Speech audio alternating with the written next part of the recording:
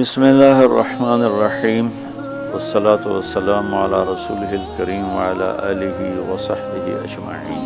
جو بھی بہن بھائی بچے بچیاں سن رہے ہیں سب کو میری طرف سے عید مبارک ہو۔ عید کی خوشی ہم کیوں مناتے ہیں، پہلے میں یہ تھوڑا سا واضح کر دوں کہ رمضان کا مہینہ اللہ نے پورا ایک ہمارے لیے خوشی کا مہینہ بنایا ہے، جس میں اللہ کی جنت کے دروازے کھول دیے جاتے ہیں، جہنم کے بند کر دیے جاتے ہیں، شیطان قید کر دیے جاتے ہیں، جنت کو روزانہ سجایا جاتا ہے، اللہ کا عرش پہلے آسمان پہ آ جاتا ہے، اللہ کی طرف سے اعلان ہو رہا ہوتا ہے، کوئی بخشش چاہنے والا، کوئی حاجت مانگنے والا، فرض 70 فرضوں کے برابر ہو جاتا ہے اور نفل فرض کے برابر ہو جاتا ہے، اور نفل اور فرض کا فرق اتنا بڑا ہے کہ قیامت تک 2 رکعت نفل پڑھتا رہے تو فرض رکعت کے ایک سجدے کے برابر نہیں، اور اس میں جو مر جاتے ہیں اہل ایمان ان کا حساب نہیں ہوتا، ان کو قبر میں منکر نکیر نہیں آتے، اللہ تعالیٰ ان کو معاف فرما دیتا ہے۔ اس طرح 29 دن رات یہ سلسلہ چلتا ہے، اور آخری رات پھر اللہ تعالیٰ اعلان فرماتے ہیں کہ میرے بندوں نے رات کو قیام کیا، یعنی تراویح کی نماز پڑھی، دن میں روزہ رکھا، تو میں نے اس پر ان سب کی بخشش فرما دی۔ تو اس خوشی میں پھر ہم سب مل کر اللہ کی بارگاہ میں شکرانے کے مل کر 2 نفل ادا کرتے ہیں اور اللہ کا شکر ادا کرتے ہیں کہ یا اللہ تیرا شکر ہے تو نے ہمارے گناہوں کو معاف فرمایا، جہنم کو ہم پہ حرام کیا، جنت کو ہم پہ واجب کیا۔ اصل تو عید کی خوشی کی یہ وجہ ہے۔ آپ عید کے لیے غسل فرماتے تھے اور اپنے کپڑوں میں سے اچھے کپڑے منتخب فرماتے تھے، اور فجر کی نماز کے بعد آپ اشراق نہیں پڑھتے تھے اس دن، باقی آپ کی ساری زندگی کا معمول تھا کہ فجر کے بعد آپ اشراق پڑھتے تھے، لیکن اس دن آپ اشراق نہیں پڑھتے تھے، غسل فرما کے پھر کچھ کھا کے، کوئی میٹھی چیز، کھجور ہی عام طور پر ہوتی تھی، کھجور کھا کے پھر آپ عیدگاہ کی طرف تشریف لے جاتے تھے اور پہلے نماز پڑھاتے تھے، پھر خطبہ ہوتا تھا، اور اس کے بعد جس راستے سے آپ جاتے تھے اس راستے کو چھوڑ کر پھر اور راستے سے گھر واپس آتے تھے، پھر وفود سے ملاقات کرتے تھے، سرداروں سے، صحابہ سے ملاقات کرتے تھے، اس میں کچھ کھانوں کا اہتمام بھی ہوتا تھا۔ اس طرح ایک عام روٹین کی عید ہوتی تھی آپ کی، ملاقاتیں کرنا، کھانوں میں جانا اور اچھے کپڑے پہننا، سب کو خوشی سے ملنا، یہ عید الفطر پر آپ کا یہ معمول تھا۔ باقی جو اداسیاں ہیں، ڈپریشنیں ہیں، اس کی وجہ آپس کی محبتوں کا کم ہو جانا ہے، اور دنیا کی ایسی دوڑ جس نے اپنے آپ کو بھی بھلا دیا ہے، اور آپس کی نفرتیں ہیں اور آپس کے بغض، حسد ہیں، ان منفی جذبوں نے ہماری خوشیوں کو دھندلا دیا ہے، ورنہ رمضان کا ہر لمحہ خوشی کے لیے ہے، اور عید اس کی پیک ہے، اور پوری زندگی اللہ راضی ہو رہا ہو تو خوشی ہی خوشی ہے۔ ہمیں اپنے ملک سے، اپنی نسل سے آپس کی نفرتیں، حسد، بغض یہ مٹانے ہوں گے، تب جا کر ہمیں حقیقی خوشیاں حاصل ہوں گی۔ میں اس عید کے خوشی کے موقع پر اپنی قوم سے ہاتھ جوڑ کے اپیل کروں گا کہ جھوٹ بولنا چھوڑ دیں، دھوکہ دینا چھوڑ دیں اور ظلم کرنا چھوڑ دیں۔ مذہبی نفرت نے ہمیں تباہ کر دیا، سیاسی نفرت نے ہمیں تباہ کر دیا، صوبائی قومی نفرت نے ہمیں تباہ کر دیا، آپس کی رنجشوں کی نفرت نے ہمیں تباہ کر دیا۔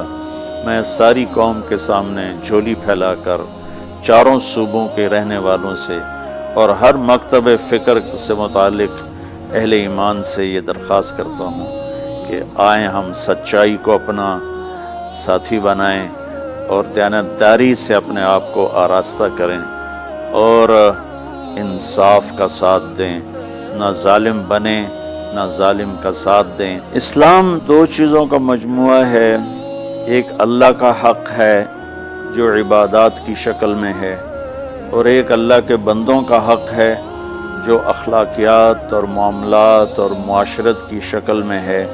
یہ دونوں کمپلسری پیپر ہیں، دونوں لازمی پیپر ہیں، ان دونوں میں پاس ہونا ضروری ہے۔ میری نماز اچھی ہے لیکن میری دکان پہ جھوٹ ہے تو نماز اس جھوٹ کی کمی کو پورا نہیں کر سکے گی۔ میری دکان پہ سچ ہے لیکن میں نماز نہیں پڑھتا تو میرا یہ سچ بولنا میرے نماز کی کمی کو پورا نہیں کر سکتا۔ اللہ کے نبی نے دنیا سے جاتے ہوئے 2 لفظوں میں سارا دین بتا دیا تھا۔ جب آپ کے جانے کا وقت قریب تھا تو آپ 2 لفظ دہرا رہے تھے، الصلاۃ وما ملکت ایمانکم، میری امت میرے بعد ایک نماز نہ چھوڑنا، اور ایک امت کے غریب مسکین لوگوں سے، نوکر غلاموں سے اچھا سلوک کرنا۔ یہ 2 الگ الگ ڈیمانڈ ہیں۔ جیسے پانی پینے سے روٹی کی کمی پوری نہیں ہو سکتی اور روٹی کھانے سے پانی کی کمی پوری نہیں ہو سکتی، یہ دونوں الگ چیزیں ہیں۔ اخلاق کو عبادت کی کمی پر نہیں کر سکتی، اور عبادت کی کمی اخلاق کو اور اخلاق کی کمی کو عبادت پورا نہیں کر سکتی۔ ان دونوں چیزوں میں پاس ہونا ضروری ہے، تب جا کر ایک معتدل معاشرہ وجود میں آتا ہے۔ ایک حدیث سنا کے بات ختم کرتے ہیں۔ میرے نبی وضو فرما رہے تھے تو صحابہ آپ کے وضو کا پانی گرنے نہیں دے رہے تھے، نیچے سے لے کر کوئی پی رہا تھا، کوئی منہ پہ مل رہا تھا۔ تو آپ نے فرمایا ما یحملکم علی ھذا، یہ کیا کر رہے ہو؟ وہ کہنے لگے یا رسول اللہ، اللہ اس کے رسول کی محبت میں کر رہے ہیں۔ تو آپ نے فرمایا میں تمہیں بتاتا ہوں اللہ اس کے رسول سے محبت کرنے والا کون ہوتا ہے۔ فَلْيُسْتِقِ الْحَدِيثَ إِذَا حَدَّثَ، اللہ رسول سے محبت کرنے والا وہ ہوتا ہے جو ہمیشہ سچ بولتا ہے۔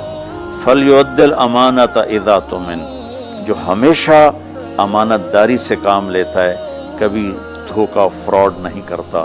فَلْيُحْسِنْ جِوَارَ مَنْ جَاوَرَهُ، اور جو ہمیشہ اپنے پڑوسیوں کے ساتھ اچھا سلوک کرتا ہے، پڑوسی اپنے ہوں، غیر ہوں، مسلم ہوں، نان مسلم ہوں، وہ ان کے ساتھ اچھا سلوک کرتا ہے۔